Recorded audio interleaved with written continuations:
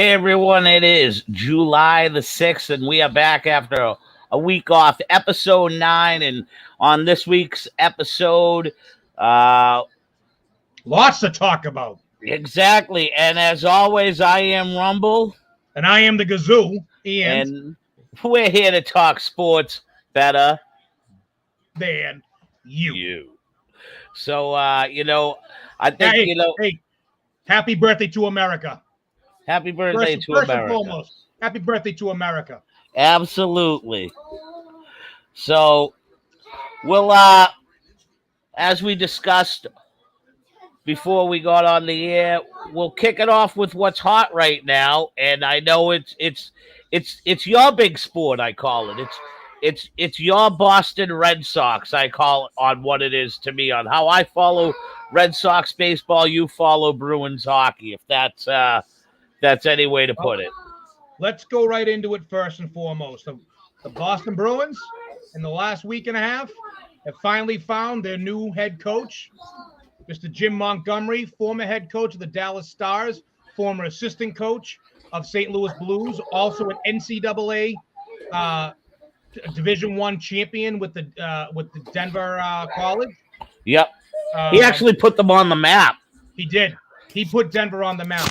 He, let's get the dark horse out of the way. The reason why he stopped coaching as a head coach was he was battling alcoholism. Yep.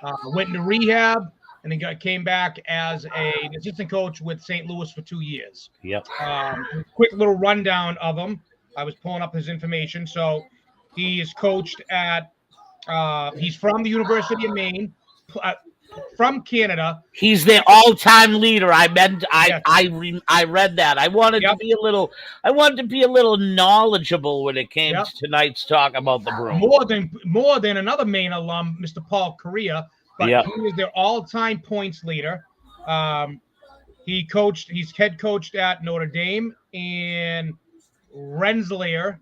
Then he went to the Albuquerque Fighting Saints for 4 years, and then coached at Denver, like you said, for 5 years. Put them on the map. Won a championship back in 2017 with them, and then he transitioned to the professional game. 2 seasons with the Dallas Stars. Took the Dallas Stars to the second round of the playoffs. Battled his demons. Came back. 2 years with St. Louis, and now he's our head coach. He is known to be. He's also a former professional player. Yep. I believe he had 158 games played, if I remember reading that right. His playing career, I forget how many number of games, but he is known to be a good players coach. He's good with bringing the most out of young kids while also being able to work with seasoned veterans. So, when he came down to one of the finalists, he was my number one choice. More than Jay Leach, definitely more than Dan Quinn. He was when they said he was a good top choice, I was rather excited. I'm all for second chances. I could care less that he was an alcoholic. He's an alcoholic. I'll chime in on it really quickly once you're wrapped up on the head coaching point. Go ahead. I'm good there. So, I don't know much. It's not that I don't know much. I guess I would go by the what I read thing. Absolutely. And I think nowadays it's really important that coaches do, when they are head coaches, have experience at the younger levels with the younger guys of this generation. Absolutely. So they know what makes them tick. And I believe that's a huge thing that keeps them into today's game, keeps them into today's athlete, knowing what's in their mind. And I know maybe Dan Quinn wasn't a big guy on your list. But the one thing I liked about the Quinn hire, or what could have potentially been the Quinn hiring, was the fact that he worked with younger guys at the college level. And that to me signifies the guys like the DeBrusques that their feelings were hurt as you know, I just like the college thing. When they hired this guy, don't get me wrong. Well, you got to remember. I was a busboy Yep. at the world I famous know. Chiazzo's Playoff Pub, and I was witness to a lot of drug and alcohol abuse by the current not current Bruins, but the Bruins of the 80s, so to speak, and early 90s.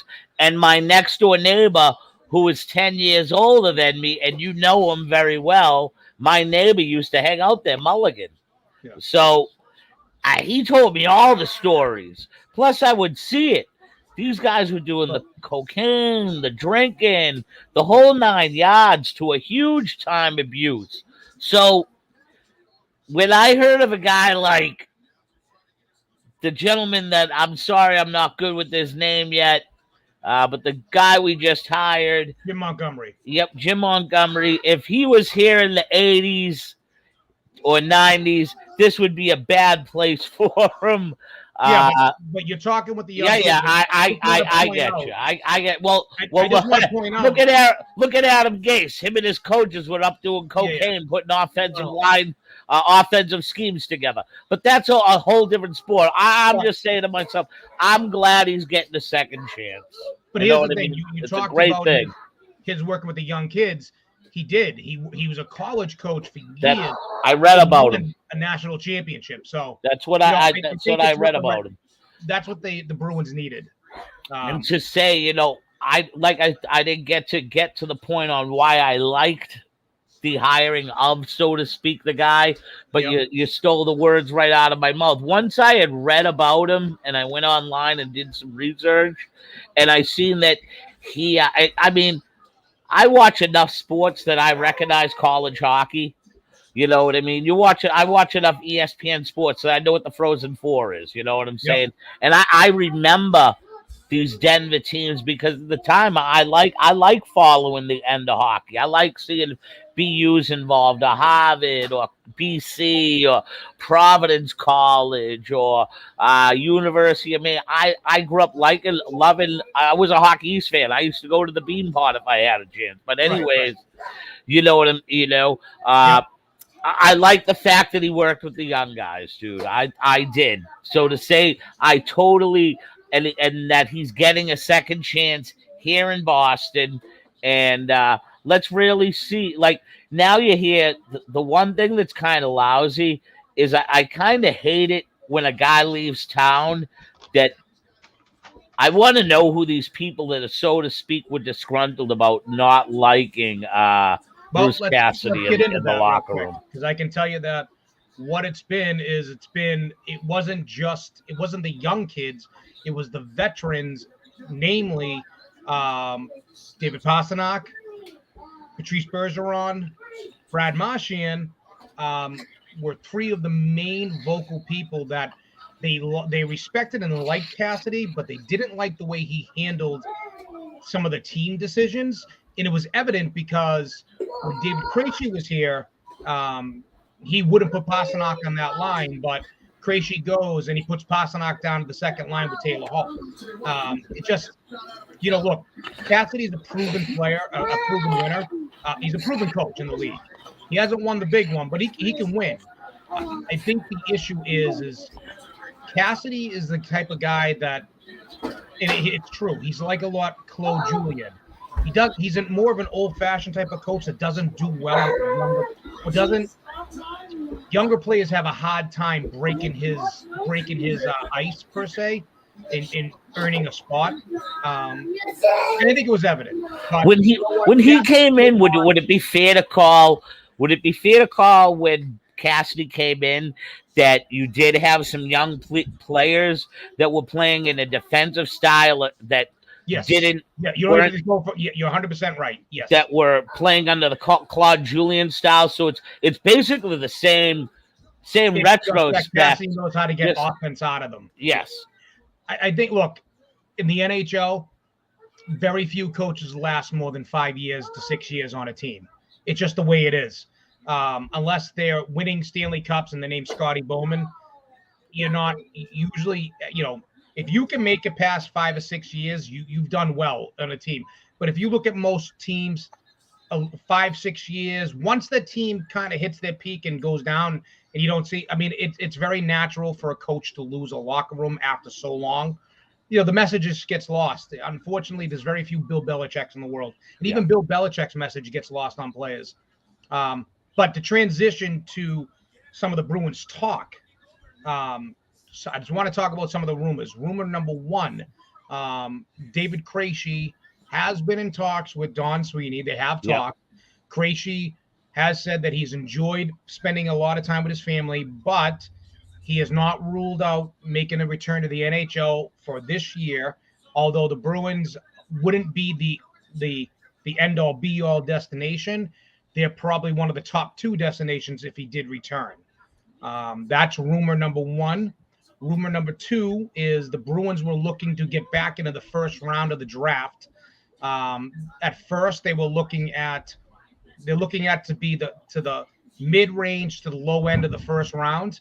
And a lot of talk today on sports radio is what players could garner that type of trade. And I think right now the only players that, if you're looking for low end first round, I'll let you go. It would, my thing would be, I would try to trade Ullmark and DeBrusk. DeBrusk has got a very favorable contract right now. I would try to trade him. Only seeing the type of players, and then Ullmark, most usually goalies do garner a higher draft value or higher trade value. And then that was the second rumor. The third rumor is the one that you talked to me about prior to going live. Is supposedly Buffalo has offered the Boston Bruins the gift of renewal, supposedly, and offering them all three of their first round draft picks for David Pastrnak. And a top six player on their team. Which, to be honest with you, that's almost too good to be true. I can't see Buffalo. Listen, dude, I'm just saying, hear me out real quick. But those are the three big rumors that have been. Hear me out. I today I heard that they are sitting and talking while up in Montreal. Sweeney is sitting down with Pasta's agent. If you are Don Sweeney, and right now we assume that those negotiations or whatever talks of a potential contract negotiation have by right now wrapped up. I'm Don Sweeney. You're Cam Neely. I come back to you, and I come back to you feeling really negative. Then you're making that trade. No, I know you go. I know exactly. And I'm saying he's not going to sign for what we want him to, even though we're willing to give him the years. Then you make a move. You have to. But Cam Neely. What if they're going in at 9-5 for the next 6 years? It'll be an 8 year. And he wants. And all right, I'm just saying. The Bruins are the only team that can give him an 8-year deal. That's how it is in the NHL. Yeah. The max he can get as a free agent 7. Bruins can give 8. But you're right. So say they're only offering 9.5 to 10, but he knows out on the open market with the years he's getting 11. He knows he's getting at least 11. Depends on where he wants to play. Does he want money or does he want to stay here? What if we're only giving him 9.5? Does $1.5 million? Does $1.5 million count for him? Does $1.5 million going down to a tax-free Tampa and helping rejuvenate, keeping the Tampa Lightning alive? Tampa doesn't have the salary cap. What about going to a team like? Well, you can't say he'll go to Vegas because he didn't like Cassidy. Very few teams are going to drop. Just saying, 11 million on one player. Say there's a team that's willing to give him the 11 that he wants with 8 years. What if there's a team that's willing to go to 12? It'll be 7 years. But whatever it is, they're willing to give him what he wants. But that's up to him. He'd have to wait to see what his market value is. Yeah. What if the Cam's already telling you right now? We're just going to go to free agent. We'll see you free agency, and we'll see you when they're going to trade him. Then they'll trade him. If they came back to him and says we want to hit the open market, then they're going to trade him. Okay. Hey, I think that's totally fair. I got to run upstairs real quick. So why don't you start the Red Sox talk since you've been following probably better than I have. I know Sox haven't been as hot, but they have a really young prospect that Pedro's crazy about pitching tonight. We'll talk about that when you come back. Why don't you I start? will talk about. I'll just talk. Or I'll you just go on the talk. Celtics trade. So Yeah, I'll talk right back. Celtics. I'll be right back. All right, everyone. While the Gazoo's away, Rumble will play, and I'm talking Boston Celtics right now. And we come off as we're in day 2 of free agency right now. I believe we signed in free agency. We signed Gallinari, and Malcolm Brogdon was via trade for Daniel Tice and Aaron Neesmith, as my 6-year-old trusty son has just filled me in to tell me. So let me read about the Celtic signings to you and what they're rated, and a little bit of the insides of the players just taken. Celtics free agent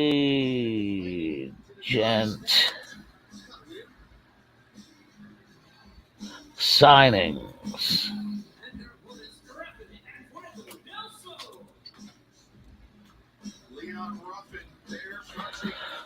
So if there's anybody out there, Celtics made the best offseason move so far. Adam Jack Pelly, how you doing this evening? If you say that the Celtics have made the best insiders, I'm here to tell you that earlier tonight on Boston Sports Tonight,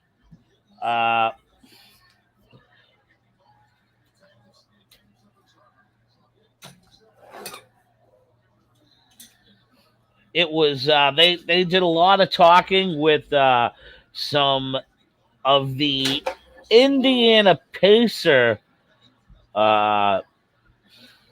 reporters, and there was not some kind things that were said about Malcolm Brogdon, and I now am vividly starting to remember who Brogdon is. Brogdon played for Milwaukee, and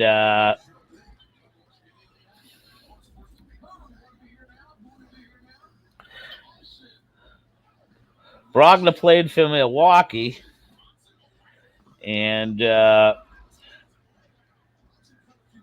he wasn't able to cut the mustard with Middleton and Antetokounmpo. Rumor has it that he plays as if he's a 1, and he's truly not a 1. And if he can come here, and he basically got Marcus Smart syndrome. You got to hope that he can come here and get along with what we do here. And that means he's going to have to feed into Ime Udoka's system and not really give him any grief. So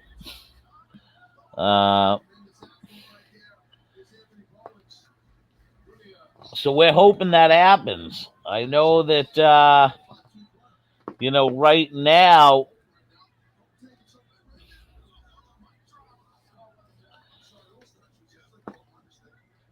so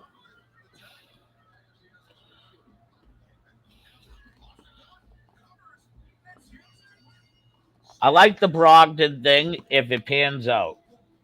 Okay, for those of you who are listening and not watching the live podcast, I am online right now trying to find some things here on the free agency. I just saw Gazoo's back.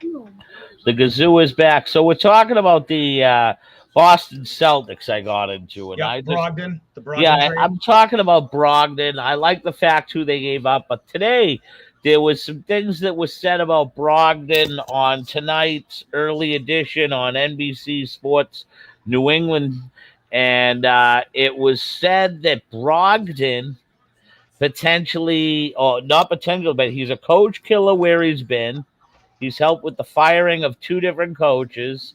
And I forgot. Now I remember who he is. He played with Giannis and Middleton in Milwaukee, and he couldn't cut the mustard there. Yeah, but he did grow when he got traded. When he Yes. went to Indiana. They He said that definitely he has to understand that he's not the one, though. That he's got to understand where he's coming. He's almost got like a Marcus Smart syndrome, where he's got to realize he's not a 1, he's not a 2, but he's like it's like a 3 or a 4 when it comes to coming off the bench or right. or what. So But they did say today that he is very close with Jaylen Brown, yeah, and that this may signify a Brown and Tatum staying together in Boston. Although there is other talk about the kid from Phoenix, Durant, and and Bradley Beal and all that. But I think everyone's saying that the Celtics hit it out of the park, and that Ime Udoka is the right coach for this kid. So I don't know. It'll be interesting to see when the season starts how this team gels right away. I like the Gallinari signing. Gallinari signing was really good, I think. I think Really he's good to come off of the bench. He's a proven veteran. And he's a guy that can get you 10 or 12 points off the bench. He's the new age. I think he's the new age JJ Redick. Yes, I can see that. Absolutely. Yeah. And I think that's what the Celtics lacked is they didn't have the bench depth. Now, I think that's what you're seeing because, you're going to have Robert Williams. You're going to have potentially still Grant Williams. You're still going to have Peyton. Listen, I think that you keep everything together. And if I was the Celtics, yep, I think one more year of basically the new age. I like this. The new age Tony Kukoc. Kukoc was a great player. Kukoc was a great player, but I look at Gallinari like a 3-point sniper. I look at him being like JJ Redick, that white sniper. But you're right. Yeah. But that's what I look at him being, the white boy sniper. That's going to come in, give you 12 points, and one maybe he might help you pull off that playoff game that you need. I think what the Celtics need right now, and to be quite honest with you, they need a legit backup at center, power forward. They need another big. Exactly. And I know that Felger, he's the one that brought it up, but Maz couldn't stand the fact that he brought this potential name up.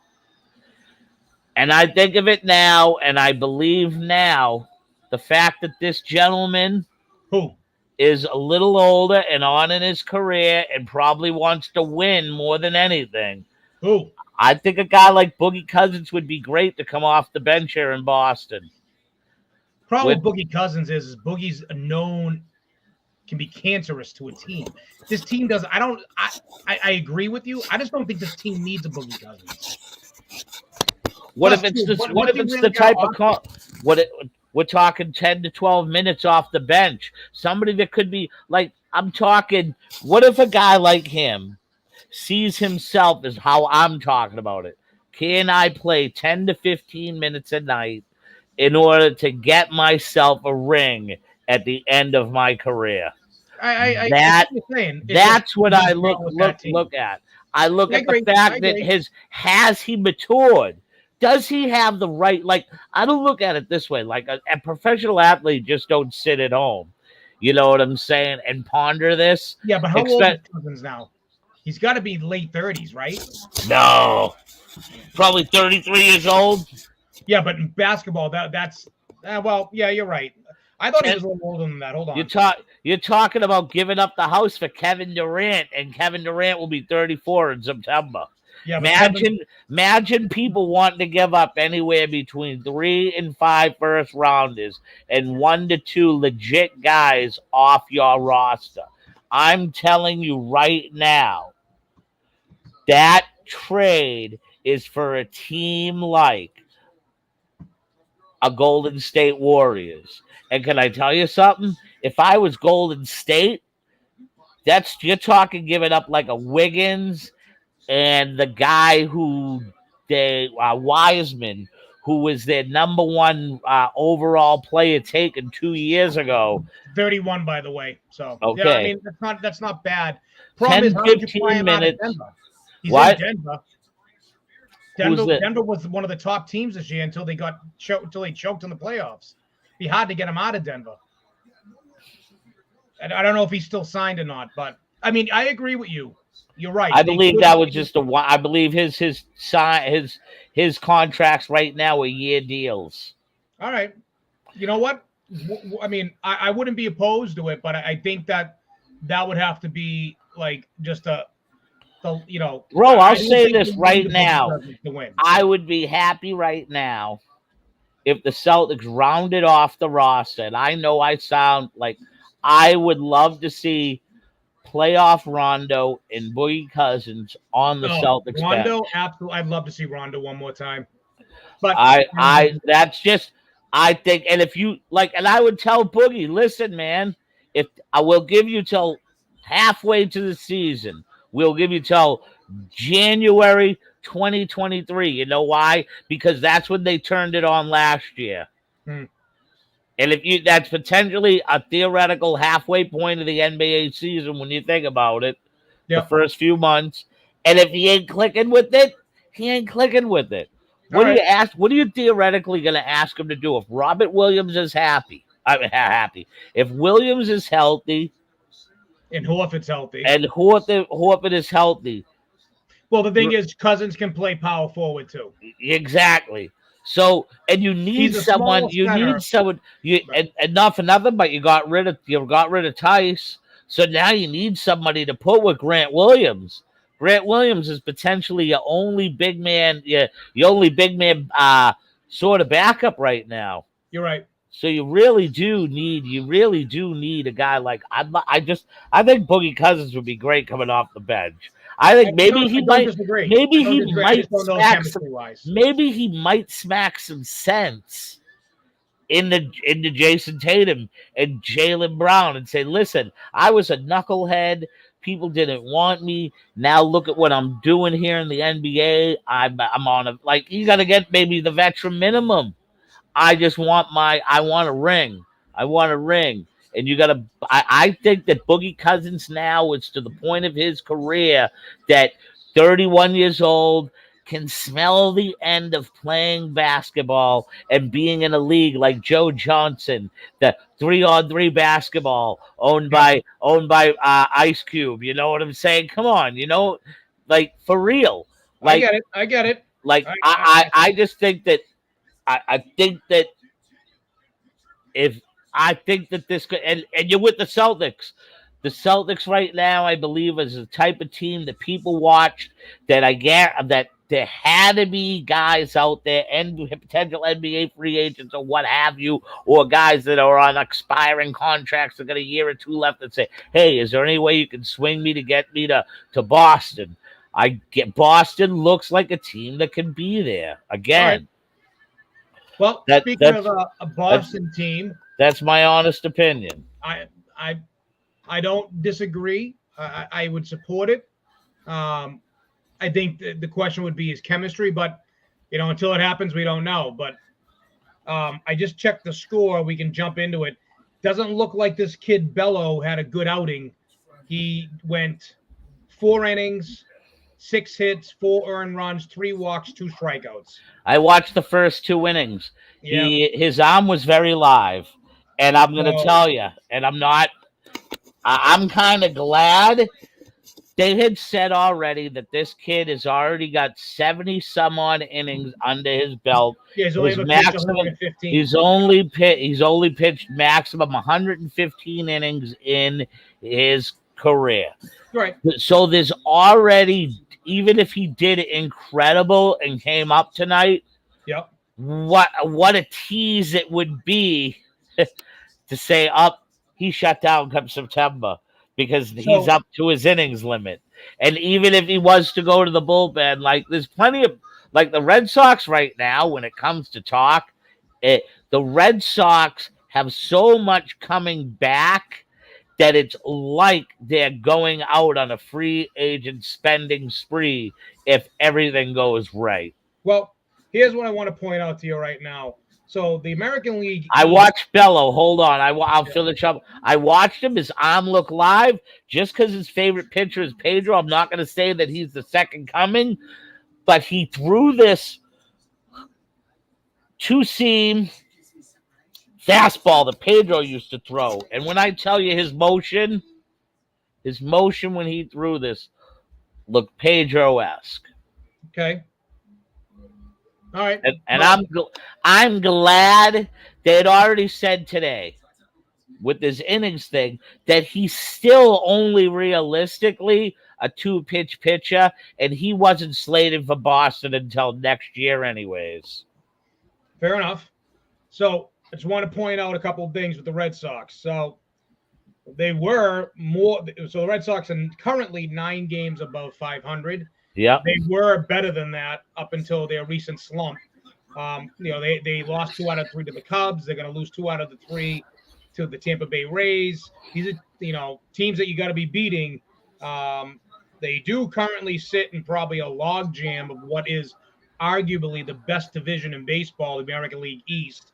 I mean, the Yankees are running away with Major League Baseball this year. Question is I guess, and my thing is, will they be able to sustain that through the rest of the year and into the playoffs? We've seen it happen with the Yankees in the past, and they fall.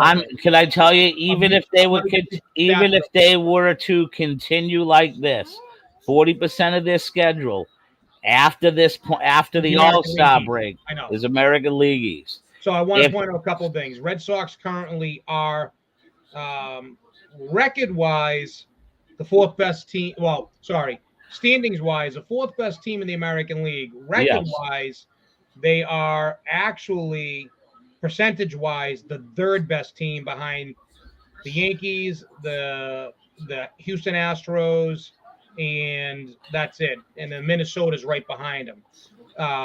But in the American League East, there's a logjam. You got currently the Red Sox at 13 games back, with Tampa Bay and Toronto both 14. That's obviously going to change with them losing to the Rays. But I guess I ask you this. You got Chris Sale coming back. I know he's doing a stint now. What do the Red Sox need? What move would the Red Sox need to make? Where do you see the glaring? We all know the bullpen. All right.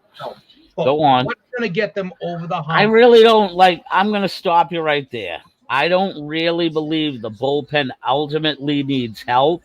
I believe the bullpen, what they need is for the starting arms to become once again healthy. A guy like Evaldi, a guy like Chris Sale, a guy like Paxton, and Pivetta, so forth. Although Pivetta, I mean, it's been overall. I mean, unfortunately, he definitely. And then the latest one with, oh man, I'm having a mind fart. The kid that pitched for St. Louis, who's now pitching for us, Michael Walker, who's come up with a little bit of dead arm.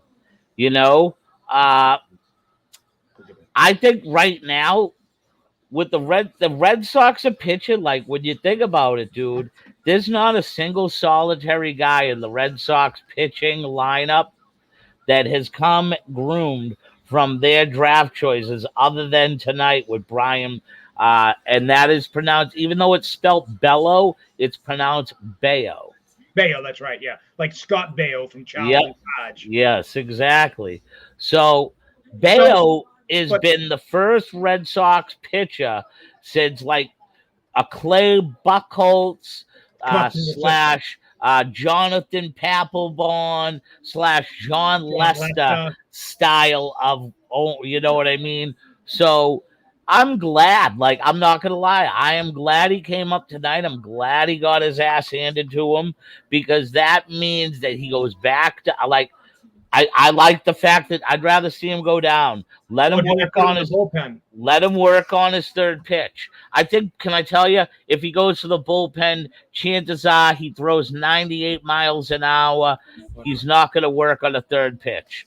Okay. He needs to What is he, stay a down. fastball changeup kind of guy? Yeah, Fastball yes, and he has to work on that sinker and slider down in the minors right now. I think he's much better off. Let me ask you a question. Do you feel fastball pitches there? I mean, most fastball pitches, fastball changeup, right? Do you think that a sinker or a cut fastball is a good third pitch for a fastball pitcher? Sinker with the down motion, whereas a cut fastball has that, I mean, I think nowadays having a good two seam and a good two seam, a good four seam, and having a change up to your repertoire is very important. let me see it, Lexi. Because your two seam can work as if it's a curveball to a certain extent. Yep. Because of the motion it has. So I think having a good two seam and four seam and having a good change up. But it's nice to have, it's nice to have a cut fastball. It's nice to have 2 to 3 pitches you can depend on and maybe throw 4 to 5 during the game. Yeah, you're right. I that's just me. And I think Bello is one of these guys that's onto it. So anyways, to get to where you want me to be, the Red Sox right now at the official halfway point. Yeah. I am a huge Red Sox backer. You're not going to hear me back away from anything. No, I already told everybody out there they're not winning the American League East. I believe the Red Sox will finish third place in the American League East. They will be the third place. They will be the second wild card. I honestly, I think that Toronto is going to fizzle. I agree. And Toronto is going to be the fourth. I think that Toronto and us. Not Toronto. I believe the Rays and us. Yes, the Rays and us will be a game or two apart, and it'll be a swappy.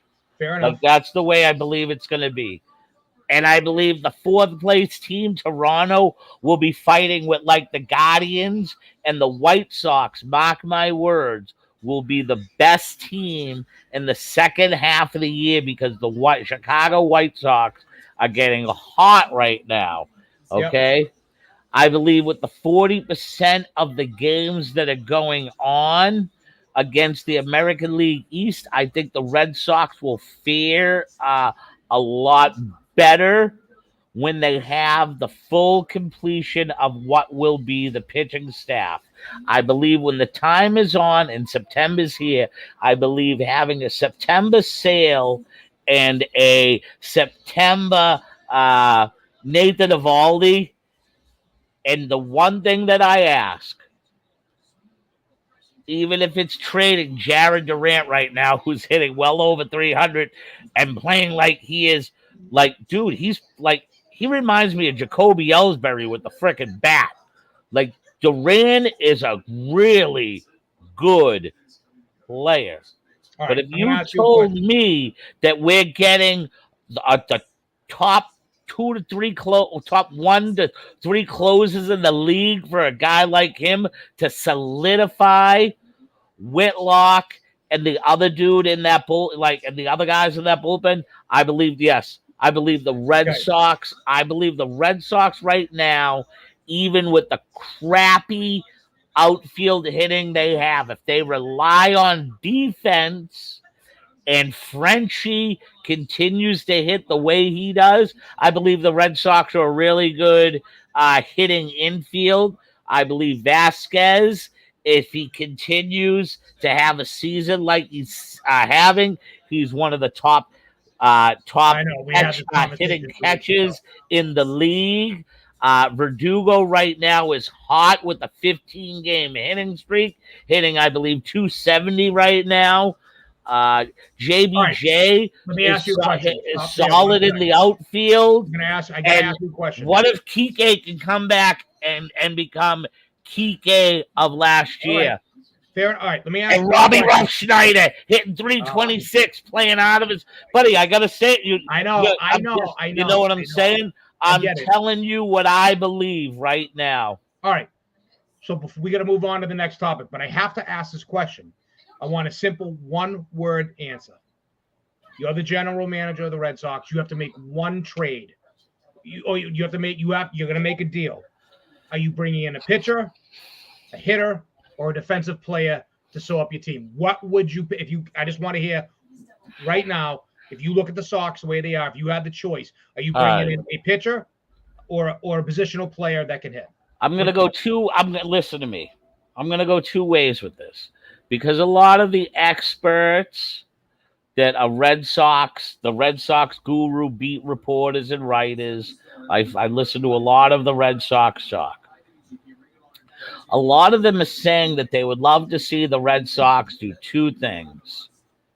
They would love to see a legit closer, and they would love to see a legit outfield bat. Okay, so you can only pick one. But hold on. I'm going to get to that. But I'm going to tell you why I did believe the way I did believe up until the point I'm telling you right now. Okay. Because number one, Verdugo, like I said, 15-game hitting streak, hitting 270, plays a really good left field. Okay? He does. He plays the monster well. Yep. JBJ, no matter what you want to say about him, he is probably one of the all-time best outfielders in Boston. Yeah, defensive. In the field, yes. In the field, defensive best all-timers that's ever been on a Boston Red Sox field, okay? Yep. And this year's hitting well above his weight. He's hitting 230. Mendoza line. He's hitting He's hitting in the 230s. Yeah, but I know. But the thing is, how many playoff games have you gotten to in your life, or important games where it don't matter that the right field is hitting 326 with 42 bombs? He can't get to the ball. I know. I agree. JBJ makes that game-saving play because. All right, but let's answer Hear me out. When push comes to shove, just like in football, great pitching and defense wins you championships. So you'd go after the closer. I go after the closer. Okay. I believe right now. I'm not. Who would you try to go after? From what I hear, the Red Sox, the Red Sox have been on. David Robertson has been offered to the Red Sox right now. Robinson is used to being in the AL East. At one time was an all-star closer with the Baltimore Orioles. Later on went in free agency to pitch for the New York Yankees. Yeah, the Yankees. And later on went to pitch for the Yankees and is now found and resurged himself again in Major League Baseball.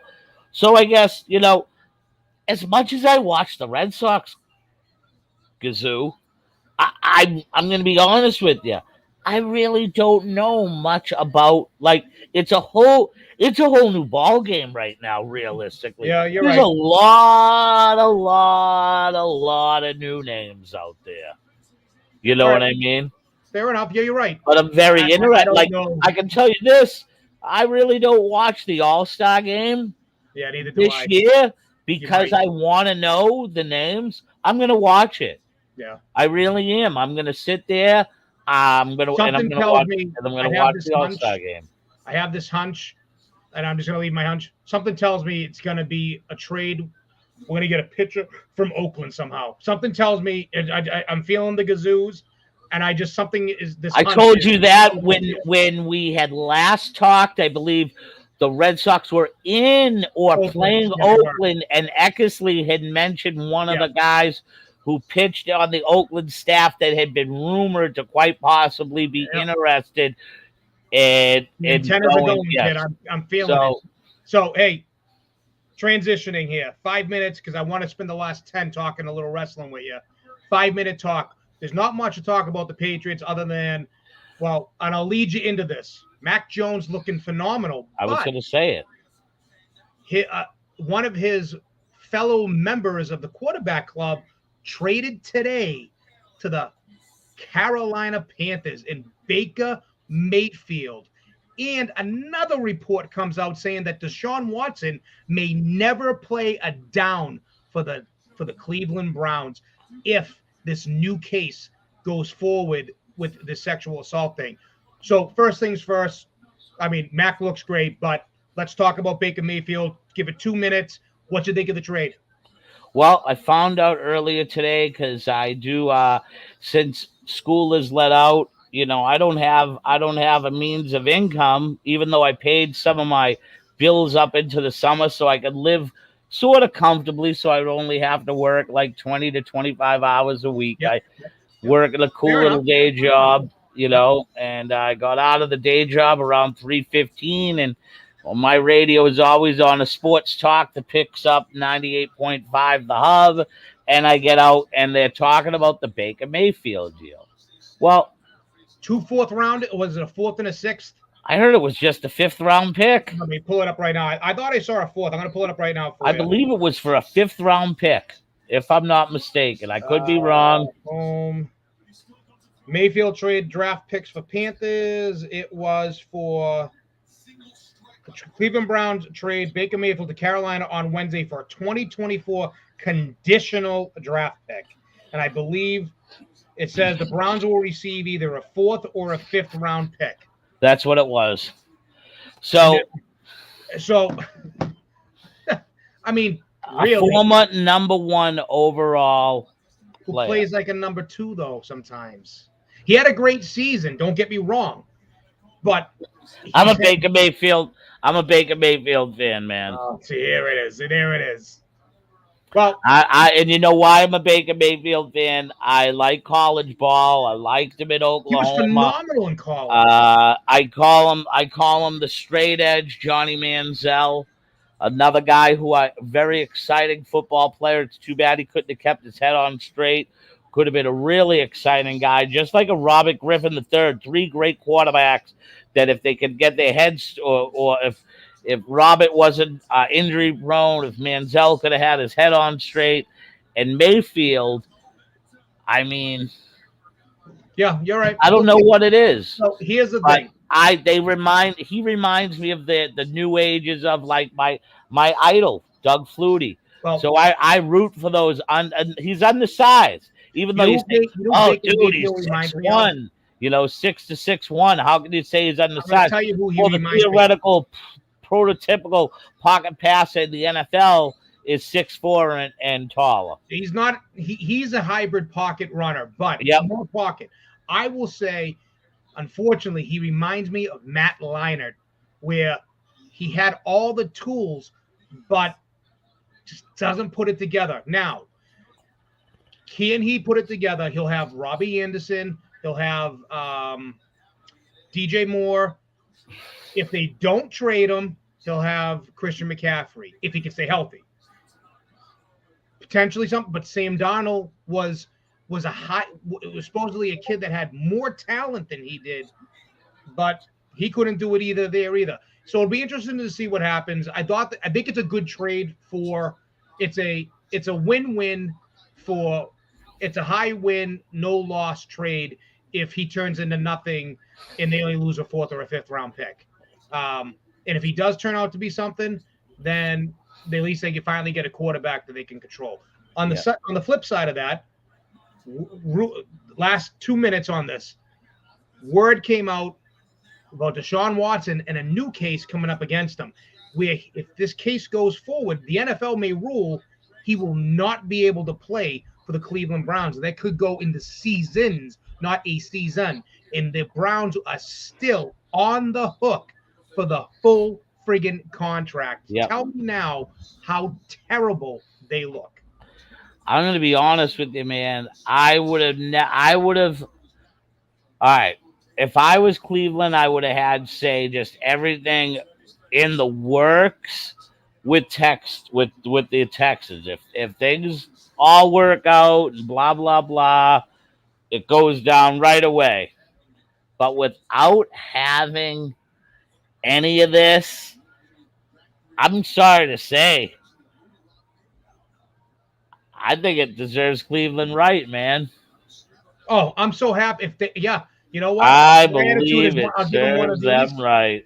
Give him it What serves him a right. You got what you dumb, deserve. Yep. dumb move. The They'll dumbest be move in football history.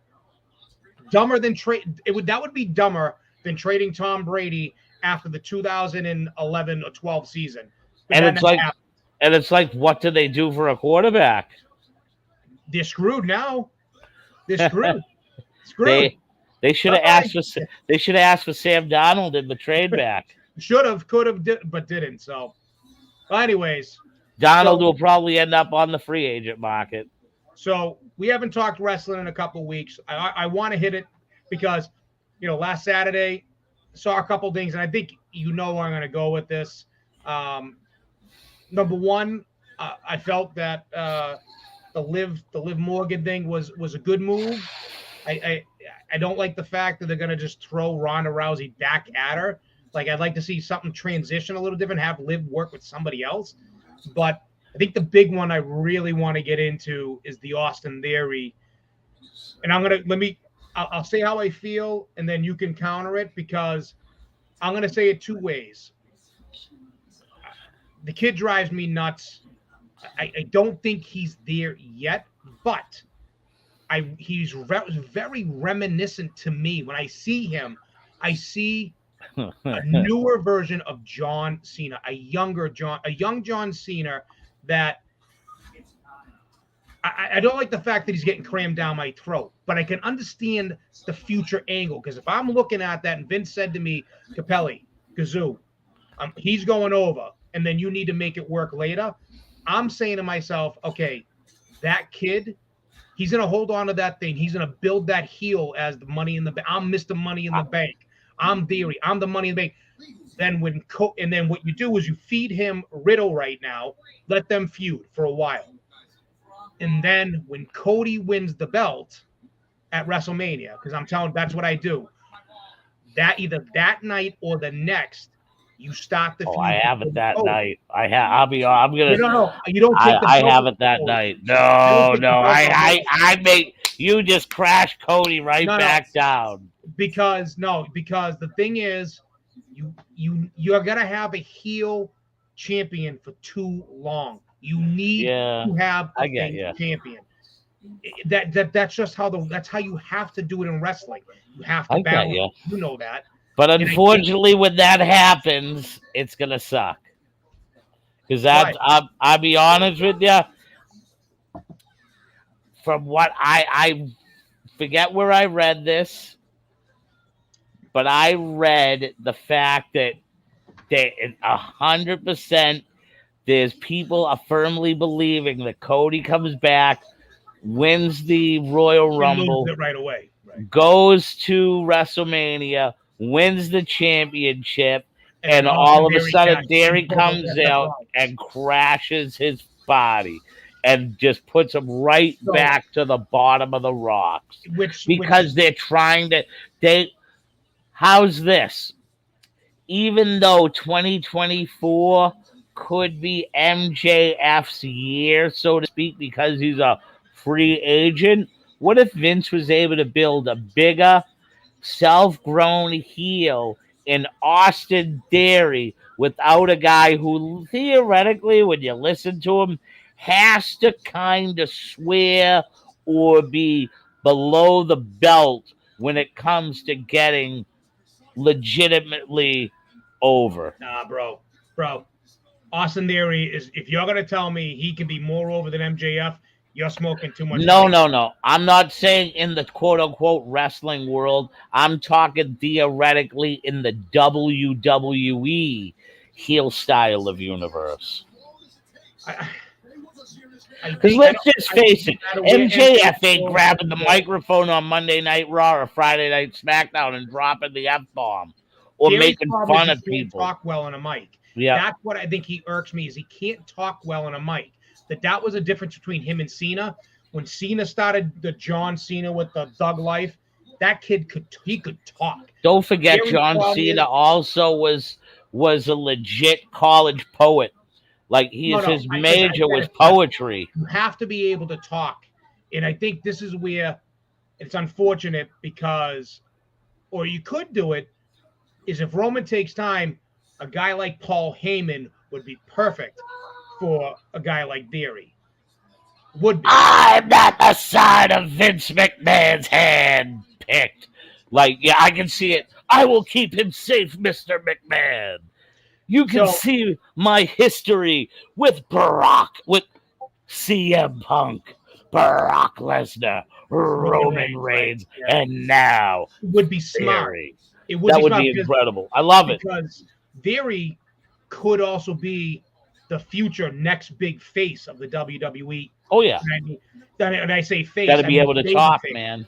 Got to be able to talk. But I think if you build him up as such a big heel and eventually change him over, you know, but I see the new pup.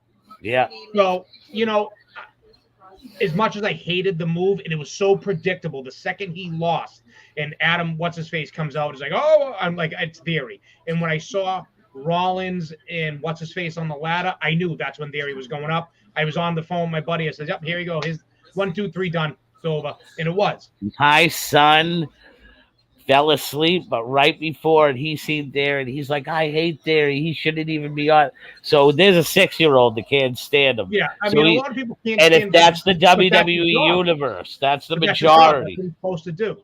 He's hitting the age demographic, what is what I'm trying to prove. Yeah, and he's doing his job. I can't stand him, but he is doing his job, and I can understand why Vince is doing it.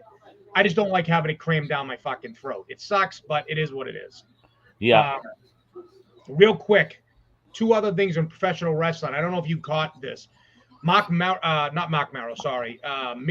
you know, what's his face? The, you know, one that Rusev called out the Undertaker in a recent interview, in a way, saying, sorry, you know, we don't need guns and drugs and all this stuff, because Taker had commented about how the locker rooms are very different now.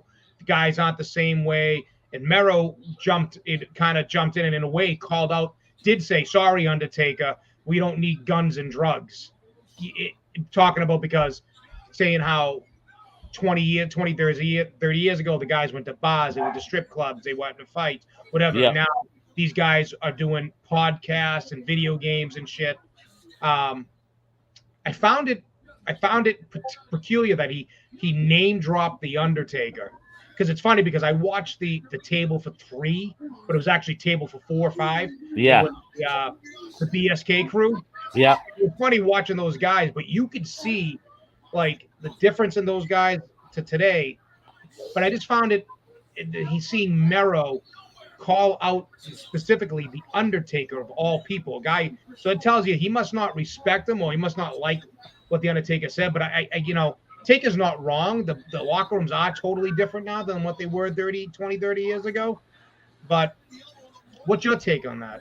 Obviously, you didn't hear about Mero calling him out. Mero called, no, not at all. But I can say this. I can say if there was any young dudes in some of my locker rooms, they probably wouldn't approve of what went on in some of our locker rooms. And I was there for you know what I mean? But I'm gonna be honest with you. What happened in my locker room, so to speak, I saw in many other locker rooms. So I thought it was I Jay, thought it was commonplace. That's what I mean. We saw the drugs, we saw the alcohol, we saw the things that they were doing in the locker room. I went down south. They had a card table going on, playing poker.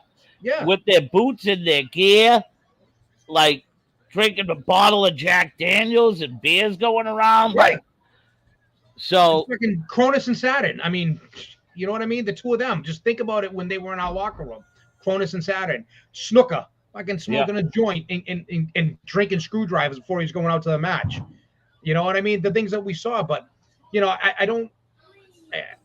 I guess I don't approve of Mero name dropping the Taker like that. No, man, that's killing the kayfabe with the boys, brother.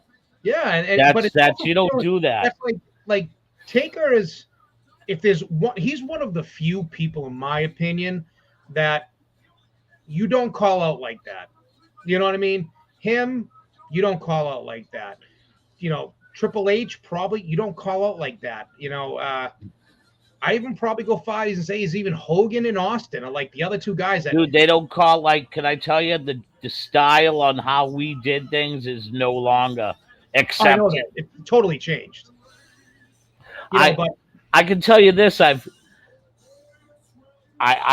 have a wrestling ring that sits in a trailer. I know. I've contemplated going, wow, my life would be a whole lot better with a couple thousand extra dollars. But then I think about all the history and memories that I have, and would the money in my account honestly be worth it, even though it's a trailer that is in my yard? That, do I believe I'll ever run a show again? Maybe maybe 5 years from now. You just never know. But Hey, at what do the we say in same, the business? yeah, Never say never, right? exactly. But I So think you and I both understand that you're hitting the 5-0 mark. I'm getting. I mean, honestly, 12 days from now. 12 days. There you go, kid. I think one of these days we'll have to do a sit down, like I did with you, this is Gazoo, and do one of those interviews where I kind of talk about the business from my side and the things that I saw, reasons why I left or stopped falling in love with professional, especially what we did. But that's a conversation for Buddy, another. I'm going to be honest with you. You know, You and I you had a legit family life right. earlier than I did at the point of wrestling where it started to really elevate more for me.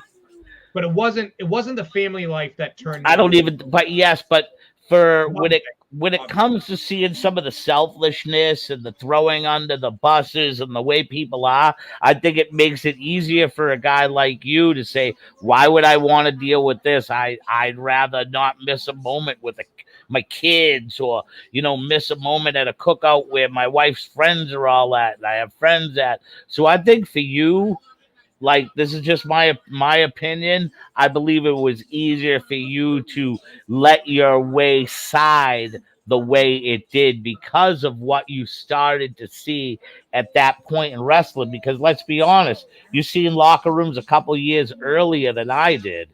And then when Yeah. you came back realistically at the beginning of the 2000, and you started to see this new wave of not just wrestler, but let's just say it, new wave of human being, the me human being, that even if I can't fucking do a forward roll to save my life, I still think because I paid enough money, I deserve to be a professional wrestler in the ring.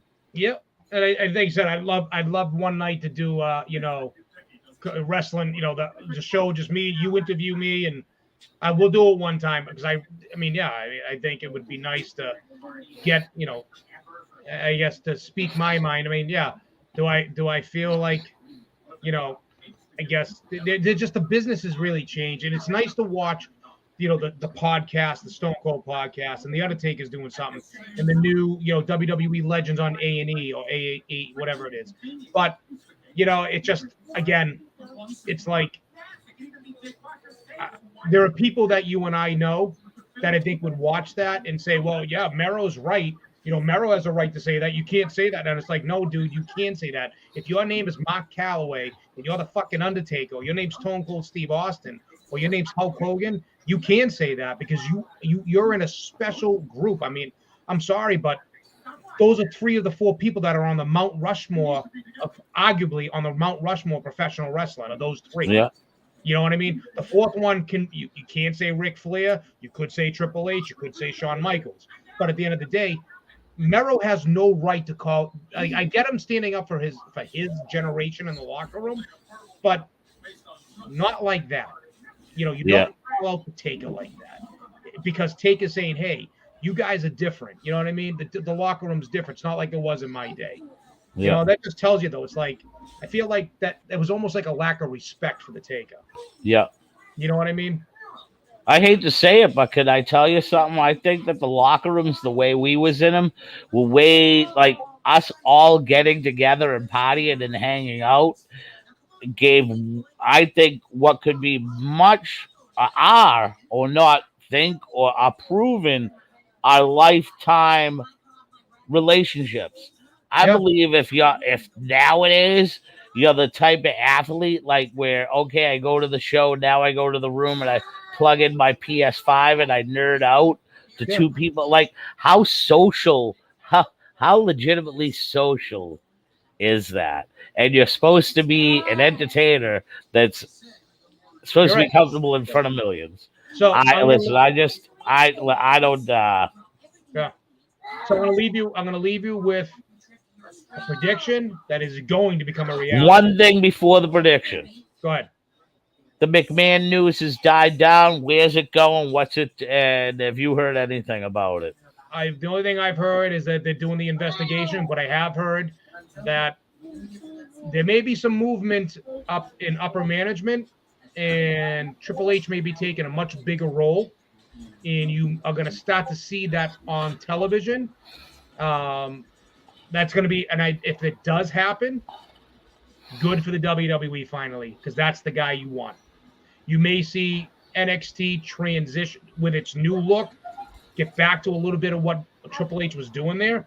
But I'm hearing that, Raw has been one of the best. Raw has been great the last 2 weeks, and I've heard that a lot of that influences Triple H. Yep. So I think what you may see, I don't know if Vince is going to be back as CEO, to be quite honest with you.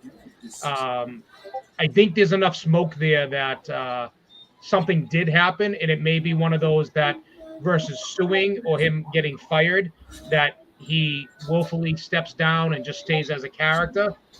But as long as Stephanie has the company, and if Stephanie does remain as CEO, Triple H, no hands down, will be the main man in charge. If that's the case, Pritchard and Laurinaitis. Pritchard may stick around. Laurinaitis is probably gone because Good. he's implicated. But I think it's good for WWE if it is Hunter, because I think you'll get some of these guys wanting to come back, saying, "Hey, we loved Hunter," and Hunter will stop pulling some of these guys back too. Yeah. It'll be interesting because you'll see it'll take about a year to see the transition on TV. But I'd be honest with you. I don't care about him taking anybody back. I care about him taking care of the people that stuck with the company. I agree. I care about people like a guy like a Ricochet that was a superhero styled athlete 4 WrestleManias ago, had the hottest, legit, now I'm not kidding you, had the hottest action figure. I know. His specialty action figure that came with the blue super suit that he wore at WrestleMania. He needs to go back to NXT, though. That's where he's going to succeed. I think if he went back to NXT, at least for a stint like Finn Balor did, yeah, it would do him I think he succeeds if Triple H comes in and pushes people that are his style.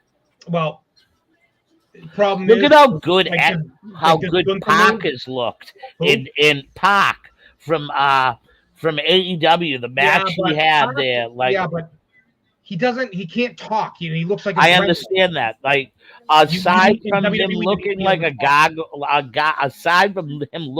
gargoyle, I'm talking having matches like that on Monday Night Raw to just take you out of your seat. That, like, but and me, I believe that's not WWE wrestling. WWE wrestling is more of Randy Orton versus John Cena. Yeah. I believe, but I believe that it isn't bad to have a match here and there, and it's like that. No, you're right. Style I of agree. performers. But like the Gunther move, that was Triple H's call from what I've read. He said, "Let's do this now." I've read, I could be wrong, but that's what I've read, that it was Triple H saying, "Let's get the title onto Gunther," and they want to push Gunther like a motherfucker. And Vince was very supportive of it because Vince loves him. Yeah. I mean, the kid, and then they're going to be able to build this new. They got to put 10 pounds of muscle on him. He lost a little too much weight because I see him. Yeah, but him standing next to the other dude, the German kid now who's got the new name, Schnicknack Pattyvack or whatever he calls himself. Yeah. Like, they almost look the same size, dude. Well, I want to see that kid get in the ring too. I'm looking forward to him getting back into the ring. I love the Fabian Eichner's new gimmick that he's a model down in NXT. He belongs. Yeah, but I gotta ask. He belongs with LA Knight's new gimmick. Max Dupree. Yeah, Max Dupree. I like the gimmick. You know it's gonna go nowhere. You know it's going nowhere. Laney, you need to get in the shower, kiddos. Sorry about that. So my prediction to you, with it after WrestleMania, Royal Rumble or right after the Royal Rumble, Angelo Dawkins is turning heel. No, sorry, not Angelo Dawkins. Montez Ford is turning heel, going on a singles career. He is the Shawn Michaels, and Dawkins is the Marty Jannetty. Although Dawkins can talk, but the problem is, yes, but you're gonna see Montez Ford turn on Dawkins, and he will be the next big heel coming out of a tag team, I think. And I agree. Viking Raiders finally looking like Viking Raiders and acting like Viking Raiders. So, but anyways, so that's our talk. That's our wrestling. You know, we've gone over 10 minutes, but that's fine. Can I tell you something? When I seen Liv Morgan go over, the first person that came to mind was you. I was like, he has loved Liv Morgan. And then I can picture Jimmy Fingers going, there she is, Livy Fingers, my champion. You know, I'm in love. I'll give you fingers. Hey, it was good for her. I'm happy for her. It was a great ladder match. Yes. It was a great. I thought it was a great show. I didn't see it. I didn't see much wrong with. I did see people were kind of pissed that Rousey went down so quickly. Yep. You know. Honestly, they should have had her knock Rousey right out and pin her 1, 2, 3 instead of Rousey putting her in the stupid thing. To me, that would have made more sense. I know. They just wanted to make Liv look a little strong, I guess. Yep. You know what I mean? Yep. So, and make not Ronda look like a bitch, not fighting for her title. You know what I mean? The main event of Raw, that was a great main event. Yeah, Becky and Asuka. So, yeah, I'll leave it at that. I'll try to get on the show this weekend. 20 years ago, sitting in your couch or sitting in your mom's basement when you used to live. Because think about it, 22 years ago, 2000, you used to live in your mom's basement. Yeah.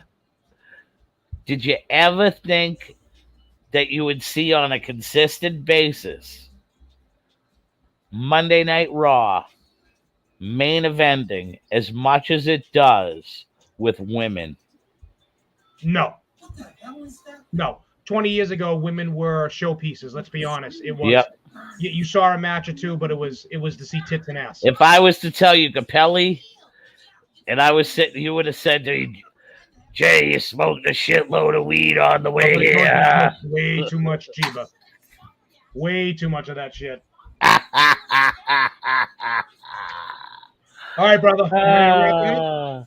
I'm ready to wrap it up, man. It's been great talking with you, and another great edition from Talking from the Cheap Seats, and I look forward to going on next week, and hopefully there's some more stuff to talk about. Hopefully we'll have some Patriots news coming up with training camps. We'll be 2 weeks outside of training camp, realistically, and I think right about then. Next week, the draft would have happened. Potential trades may have already happened. Hopefully we'll have some talk there. And if I'm not mistaken, probably by then I'm thinking that the Deshaun Watson thing will be wrapped up by then, from what I understand. And I think next week let's spend 5 minutes on soccer. For next week. All right. I'll do my MLS research, and brother, I'm great. Brother. So as always, I'm Rumble. I'm the Gazoo. And we talk sports better than you. Have a good night, everyone. We'll I think we see you from I don't know. These seats fucking suck. I got a nosebleeder, kid. This seat sucks. These seats suck. I'm at the garden and behind the pole. It's a good thing we got smartphones and we can tune into the app.